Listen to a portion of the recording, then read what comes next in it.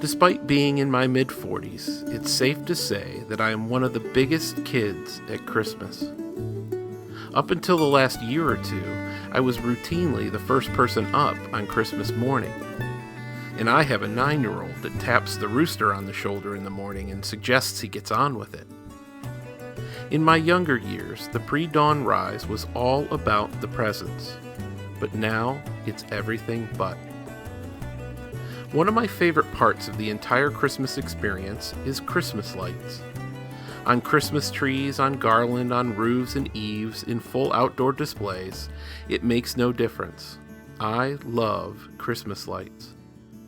I love putting them up, and in the weeks leading up to Christmas, I love to pile family and friends into the van and take a tour of neighborhood Christmas light displays.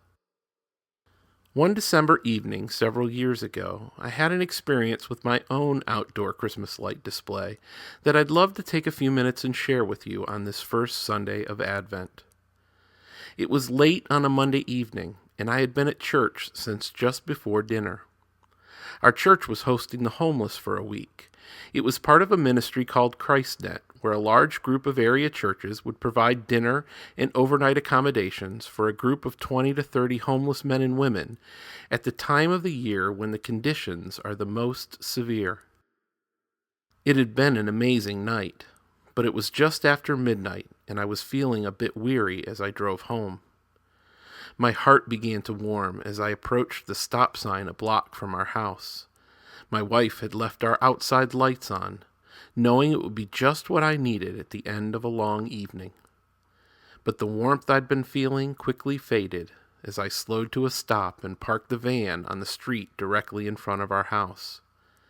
My heart sank as I noticed a glaring blemish. Amongst the continuous strings of white icicle lights that followed the roofline of the front and side of my house, there was a 3-foot section that had gone dark. I immediately became discouraged. Just days before, I had tested and retested each of the 6 strings of icicle lights that had been packed away since last year. My wife Kristen assisted with hanging them, myself on the ladder snapping the hangers and light strings onto the first-story gutters, and then Kristen climbing the extension ladder to the 1.5-story peaked section along the front, clipping hangers and strings to the shingles. As we stood back after hanging the last string and hit the button on the remote for the big reveal, an entire 10-foot string along the side of the house was unlit. After testing several bulbs, I ended up removing the entire string and climbed the ladder once again to replace it. As I sat in the van staring at the 3-foot section, that days before discouragement came flooding back. And what was the location of that unlit 3-foot section? It just happened to be in the most glaring location possible, along the ridge line on the front of the house near the peak of the 1.5-story section. In almost an instant, the 3-foot section was all I could see. Paying no attention now to the other 57 feet of glowing goodness, this 3-foot section had ruined it all. I sat a little longer, and my mind started to marinate on a larger thought. I have 3-foot sections in my own life. Parts of me or my past which are hurtful or defeating. Weaknesses, bad habits, secret sin. Things that when someone else would drive by, they might not notice. But they're things that are all I can see when I look at my own life. Brokenness that imprisons me, causes despair, and can blind me to the existence of any other light in my life. Almost as quickly as the discouragement came, I began to think of the Jesus I know, the Jesus whose own life here among us shouts that real life exists in the 3-foot sections, the Jesus who spent the majority of his life among us hanging out with 3-foot section sort of people. The Jesus who said in Mark 2:17, "It is not the healthy who need a doctor, but the sick. I have not come to call the righteous, but sinners." This Jesus wants me to give him access to my 3-foot sections, and he wants to fix and forever heal them. Although not for the reason that I might want to fix them. See, I want it fixed because I want my neighbors across the street and those who occasionally drive by to say, "Wow, what an amazing light display. The best house on the block, hands down." Jesus, he wants to fix and forever heal them because he knows that until they are, I cannot be completely whole. I cannot be the person he created me to be and have the freedom only he can give. And there is one other incredibly important detail in all of this. Namely, that Jesus does not desire to stand back and encourage or demand that I go up the ladder to fix that 3-foot section. No, he knows that this is the third of 3 consecutive years I'd been putting icicle lights on my house, where someone else has had to climb the extension ladder to hang the lights on the peak section of my roof. He knows that when I get above 6 feet or so on a ladder, my knees lock, and I literally cannot take another step. He knows that I am not capable of fixing this. He wants me to walk with him to the base of the ladder and then watch as he climbs up and name the truth that I cannot do this, and the further truths that he is sufficient, he can, and wants desperately to do it.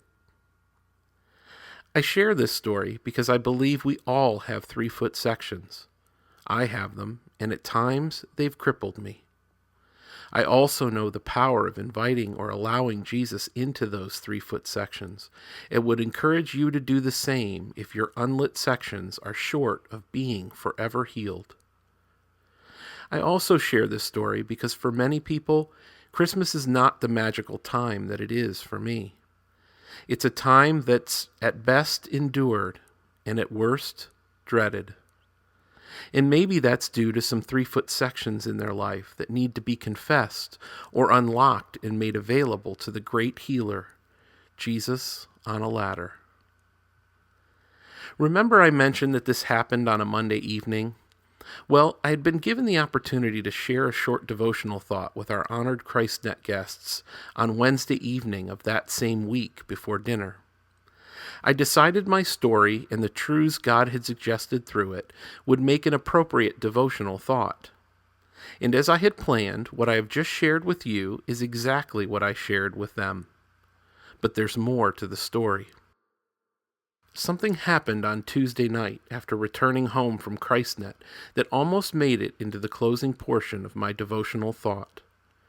As I pulled in front of my house, miracle of all miracles, the 3-foot section had lit up again, without any effort on mine or anyone else's part.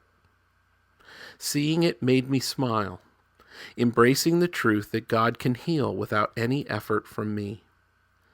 But I felt uneasy about tying a nice neat little bow on the story when I shared it with the group. The thought in my head and heart at the time was that it might make the story seem a little bit too perfect, maybe even manufactured. So I followed that leading and told the story absent the discovery of the previous night. As I returned home late that same evening, I pulled in front of our house and looked at the lights as I had the 2 evenings before. The 3-foot section was out again. Was there a scientific explanation, or was this God's confirmation of my uneasiness the night before? I'll probably never know. And I left the section unlit for the remainder of that Christmas season, making the conscious choice every night to see the full 60 feet, the 57 feet of glowing goodness, and the 3-foot section. As we begin a purposeful walk through Advent, I rejoice in the opportunity we all have to prepare our hearts for the celebration of Jesus' coming. I pray that your observance of Christmas is changed in some way by that preparation. Maybe your joy and sense of wonder will be heightened, or maybe your pain will be eased, even just a little. Or maybe your hurt will be completely healed. Jesus knows about your 3-foot sections. He entered this world for the sick, the sinner. Let this Christmas be the one you name your 3-foot sections, to remember the ones he has entered and healed, or invite or allow him into the ones that remain unlit. Merry Christmas.